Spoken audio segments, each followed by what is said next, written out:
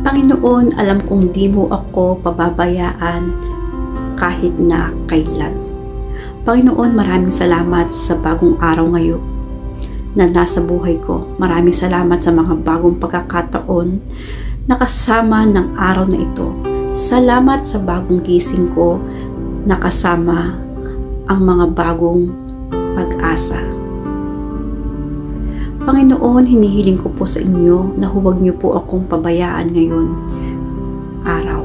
Huwag niyo po akong iwan. Huwag niyo po akong pabayaan mag-isa. Ayoko pong mag-isa, Lord. Alam ko po na kapag kasama ko kayo, ang lahat ay magiging maayos. Ang lahat ay tatakbo ng maganda at tahimik. Ang isang araw na kasama kayo, Lord, ay isang araw na nasa tama ang lahat. Alam ko, Lord, na ikaw ang magiging guide ko. Alam ko, Lord, kung ikaw ang mag-lead ng buhay ko, mapupunta ito sa maayos at tahimik.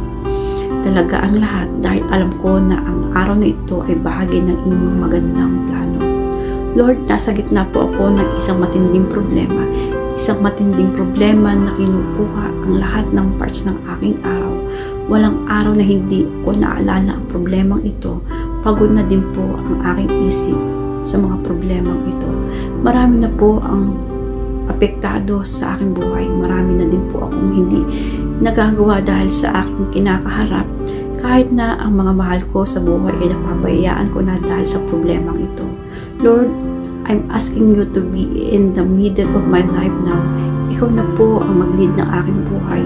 Ikaw na po ang manguna sa aking buhay. Ikaw na po ang magbigay ng direksyon.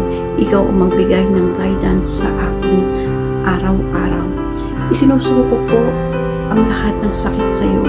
Ikaw na ang bahalang palitan ito ng kasiyahan. Yes, Lord. Change it to happiness. Change it to happy situation, Lord. Lagyan mo ng joy ang aking buhay. Baguhin niyo po ang aking araw-araw ngayon. Yes, Lord, kasama na ang mga araw na paparating, mga linggo, buwan ng aking buhay. Nawa din po ang aking sitwasyon ay maging mabuti. Inaamin ko sa iyo, Lord, na ang sarili ko na naman ang aking inaasahan. Sarili ko na naman ang inaasahan ko pagdating sa hagutan sa aking problema. Alam ko, Lord, na natulungan mo na ako dati at patawarin. Ngayon po, starting today, ikaw na po ang mauna sa aking buhay.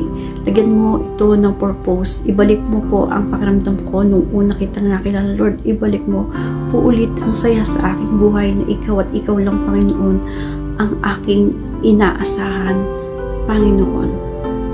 Ikaw na ngayon ang aking guhugutan ng aking lakas. Ikaw na ngayon ang huhugutan ko ng wisdom. Sa iyo na ako lagi magpo-focus, Lord. Ayusin mo ang aking buhay para sa akin at para sa aking mga pamilya. In Jesus' name I pray.